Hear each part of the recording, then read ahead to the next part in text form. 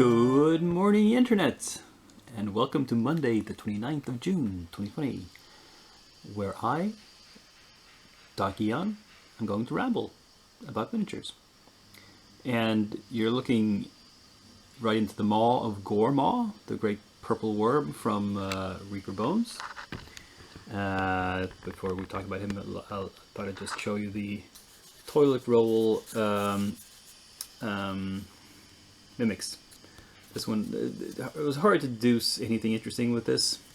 It's just white. It was also kind of hard to disguise the join there between the two halves of the mini, but oh well. And here's the little swarm. But the interesting thing is this big dude. And it is enormous. I previously painted the Gale Force 9 purple worm, and I remember thinking that was large at the time. But let me show you. Here it is. This is the G-Force 9 version.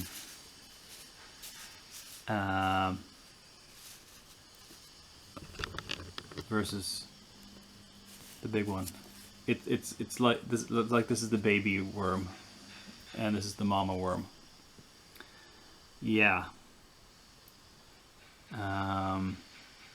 Well, they're both very nice models, and both fun to paint in different ways. But anyway, there we go. So these three are the Reaper figures I've finished this week. I've also painted some more. Let's move on to see that. And here we have the pirate figures from Minx Studios. We have one sort of inspired by Blackbeard here. Another one with a different color scheme, more a tan coat, and the lady pirate with the parrot.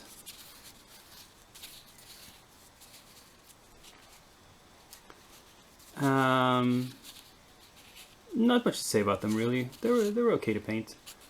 Like I said previously, better resin than that other company that shall not be named. Oh, and yes, this Minotaur is also by Minx. Oops, it's kind of large. Hindsight, I'm not sure about the skin tone. Maybe I shouldn't have done it as dark as I did because it kind of blends in with the bronze. But, that might be seen as a feature, not a bug. I did do the straps not in brown leather, but a gray color instead, just to get some variation in the miniature to break it up a little bit. It would have been all brown otherwise. And I could have done steel armor for the plates there and on the sword, but I just thought the Minotaur is so archetypically associated with the Bronze Age in Greece, or rather Minoan Bronze Age. So I felt like doing it in bronze. And I already finished one model from the stuff started that I said was going to start. This weird barbarian with this really odd sword, which is very strangely sculpted. I didn't really know what to do with it, but it's kind of jagged. So in this guy, I did his fur coat, fur tunic or whatever it is. Gray again, because otherwise it would all be brown, because he's skin tone and leather and wood for the shield. But he turned out okay. So only 8 minis, you might say. That's not much compared to last week, but 2 of these were very time consuming. The Minotaur and the Purple Worm were both very took a lot of time. They were complex and large miniatures. And also, I have spent a lot of time on a model that I can't show you, the Rock, which I'm painting for that painting contest I mentioned. that's a huge mini, and it's I've spent several hours on that one. Speaking of painting contests, I sent in my... There is one that should have had its gallery posted by now. I don't know what the delay is. The quarterly contest, which has that Beetle Rider as the model for it. I emailed Reaper and asked them what the holdup is. I haven't gotten a reply yet, but I mean, it's been a weekend, and with the time difference, they're not back to work yet on this Monday. So we'll have to see. But keep an eye out on the Reaper Facebook page. Apparently, the last message I saw from them, which was before the closing, before the end cutoff time for entries, they had like over 40 entries already. So it's going to be a pretty big contest, which means I don't fancy my chances very much, but we'll see. Anyway, I mean, if they shift the time allotted for voting because they're so delayed, it will go beyond next Monday as well. It was supposed to be over this coming weekend, but we'll see next Monday what's happened with that. Yeah, so let's move on to what new projects I have prepped. I've gotten a sort of a head start on these Bugbears. They're pretty fun sculpts. The one odd thing about them is the fur. The sculptor has made the fur look more like feathers, which I find a little odd.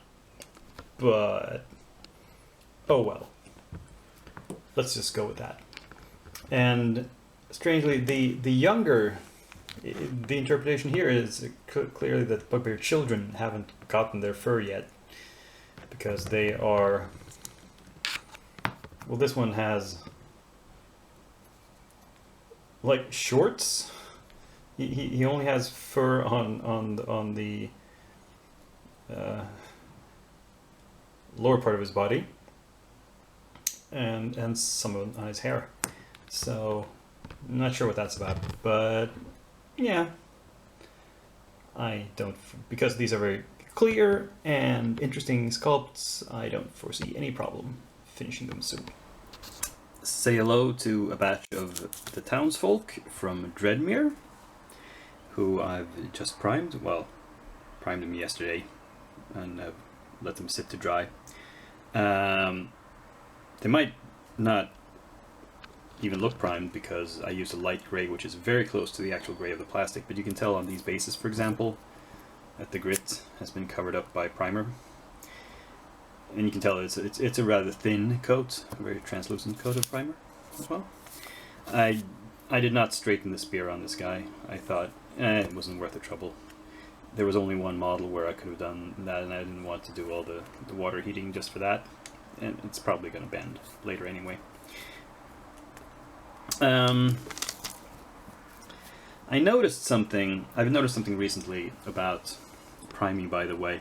I've had a lot of trouble with my airbrush, with paint drying in the nozzle. But eventually I figured out that it's not all paints, it's just some of my primers, and it is in fact the oldest bottles of primer that I have that have started to sort of go bad. Or maybe, I suppose it's that they're starting to dry out and becoming thicker.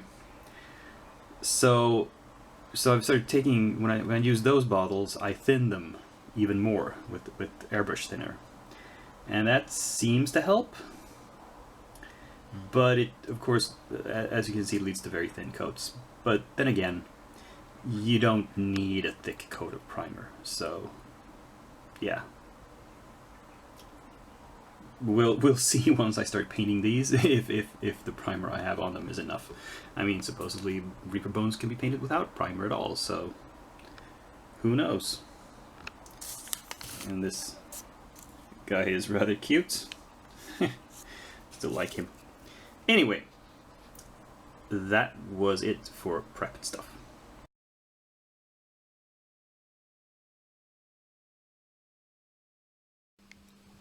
So with nothing really new in the mail, not yet. I'm waiting on two things: one package from Reaper and one Kickstarter from Midlam.